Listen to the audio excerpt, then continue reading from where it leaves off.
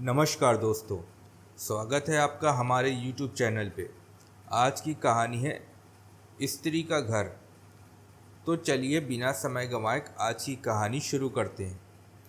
आज की ये हिंदी कहानी स्त्री का घर थोड़ी सी इमोशनल है, लेकिन इमोशनल होते हुए भी इसका संदेश बहुत अनमोल है। आपकी आंखें थोड़ी नम करने के साथ साथ आपके दिलो दिमाग पर यह कहानी छाप छोड़ जाएगी। तुम्हें कितनी बार बताया है, मेरे तैयार होने से पहले मेरा नाश्ता तैयार हो जाना चाहिए। शादी के 25 साल बाद भी मुझे क्यों बार बार एक ही बात बतानी पड़ती है लता? तुम्हें क्या है? तुम तो आराम से घर पर रहोगी, मुझे काम पर जाना पड़ता है। तुम हो कि हमेशा बेवकूफ़ों जैसी हरकत करती हो। अगर तुम ये जानबूझकर करती हो तो याद रखना, मुझसे बुरा कोई नहीं होगा। आज भी प्रशांत का पारा चढ़ा हुआ था। इन कटु शब्दों में अपना गुस्सा उतारते हुए, गीला तौलिया कुर्सी पर फेंकते हुए प्रशांत गुस्से से लता की तरफ देखने लगा। लता के लिए प्रशांत का ये बेवजह का गुस्सा कोई नई बात नहीं थी। वो महीने में 3-4 बार ऐसे ही लता पर बरस पड़ता था।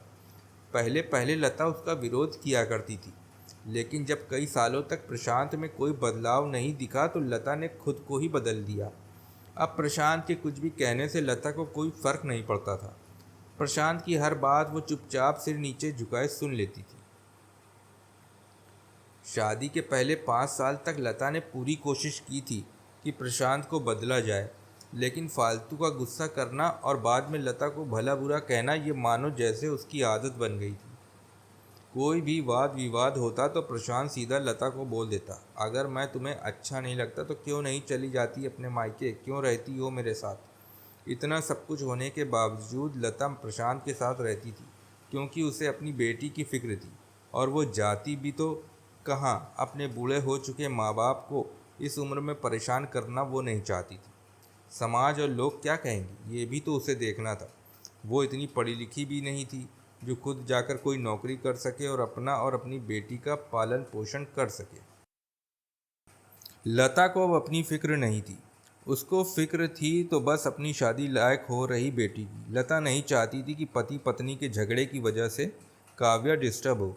काव्या की पढ़ाई पूरी हो चुकी थी, उसके लिए अब शादी के रिश्ते आने लगे थे। कई रिश्तों को काव्या ठुकरा चुकी थी। 2-3 महीने बाद एक अच्छा रिश्ता आया। रिश्तेदारों और पहचान के लोगों ने भी लड़के के बहुत गुणगान किए थे।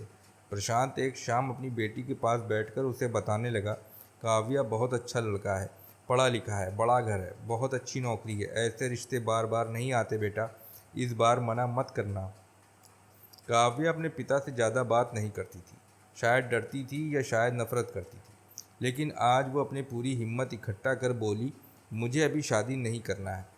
मैं नौकरी करना चाहती हूँ, खुद अपने पैरों पर खड़ी होना चाहती हूँ। हाँ तो क्या, उसमें क्या बड़ी बात है? मैंने लड़के से बात की है, वो तुम्हें किसी बात के लिए नहीं रोकेगा।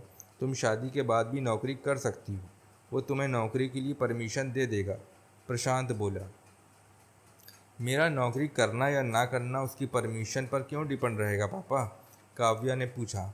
मैं कह रहा हूँ ना, तुम्हें किसी भी चीज़ की कमी नहीं होगी वहाँ। ऐसे रिश्ते बार बार नहीं आते, इसे ठुकरा मत, बहुत खुश रहोगी तुम वहाँ।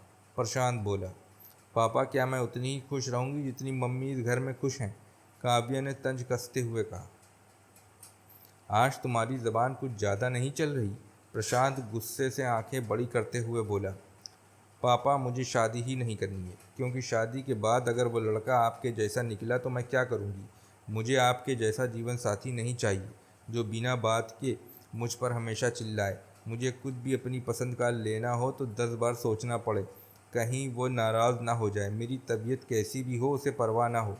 रोटी थोड़ी सी मोटी बन जाए तो घर सर पर उठा ले, उसकी चेकबुक ना मिले तो भी मेरा ही दोष निकले, और हर छोटी मोटी बात पर मुझे मायके जाने के लिए कहे। काव्या ने अपने दिल खाली करते हुए पापा से सब कह दिया। प्रशांत का गुस्सा 7वें आसमान पर था, लेकिन उसके मुंह से एक भी शब्द नहीं फूट रहा था। वो काव्या की बातें सुन रहा था। काव्या उतना ही बोलकर चुप नहीं हुई। आज पहली बार वो अपने पापा के सामने इतना कुछ बोल रही थी। पापा, अपने माँ के साथ हमेशा गलत व्यवहार किया है। आप अपने ऑफिस का गुस्सा बिना सोचे समझे माँ पर उतार देते हैं। कभी इस बात की परवाह भी नहीं करते कि उन्हें कैसा लगता होगा। आपकी बातें सुन सुनकर माँ ने अपना स्वाभिमान खो दिया। प्रशांत आज पहली बार अपने किए बर्तावों को महसूस कर पा रहा था। वो इतना ही बोल पाया, जो तुम्हारा मन है वो करो, मैं तो इतना बुरा हूँ ना। काव्या ने प्रशांत का हाथ पकड़ा और बोली, पापा मुझे सिर्फ एक सवाल का जवाब दे दो। क्या आप चाहेंगे कि मेरा पति आपके जैसा हो? अगर आपका जवाब हाँ है तो कर दीजिए मेरा रिश्ता आज ही, और ना है तो मुझे आत्मनिर्भर बनने दीजिए। प्रशांत कुछ भी न बोल पाया और वहाँ से चुपचाप बाहर चला गया। आज उसे लता के सामने जाने में शर्म आ रही थी।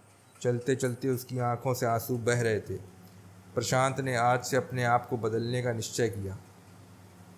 अगले दिन से लता ने अपने पति में काफ़ी बदलाव देखा। वो सोचने लगी कि जो हिम्मत काव्या ने दिखाई है, वो हिम्मत अगर मैं पहले ही दिखा देती तो शायद आज परिस्थिति कुछ और होती। अब काव्या पढ़ लिख कर अच्छी नौकरी करने लगी थी और 3 साल बाद उसके लिए एक अच्छा रिश्ता आया। और उसकी विदाई पर प्रशांत बोला, बेटा तू हमेशा खुश रहेगी क्योंकि तेरा पति तेरे बाप जैसा नहीं है। प्रशांत की यह बात सुनकर लता और काव्या की आंखों से आंसू बहने लगे। दोस्तों, हमारे समाज में औरतों को भले ही देवी का दर्जा दिया जाता है, लेकिन वो स्वतंत्रता नहीं दी जाती जो उन्हें देनी चाहिए। उन्हें बचपन से ही बताया जाता है कि वो पराया धन है। स्कूल से आने में देर हो जाए तो पिटाई मिलती है। मोबाइल पर बातें करते हुए दिख जाएं या खिड़की से झांकते हुए दिख जाएं तो शक किया जाता है। माँ बाप का घर तुम्हारा नहीं है, पति का घर ही तुम्हारा है। जीवन भर ये बातें बता बता कर उन्हें ससुराल भेज दिया जाता है और एक दिन किसी छोटे मोटे झगड़े में ससुराल वालों ने उसे सुनना पड़ता है, इस घर को छोड़ दो और मायके चली जाओ। अब आप ही बताओ दोस्तों, ऐसी स्त्रियों का सच्चा घर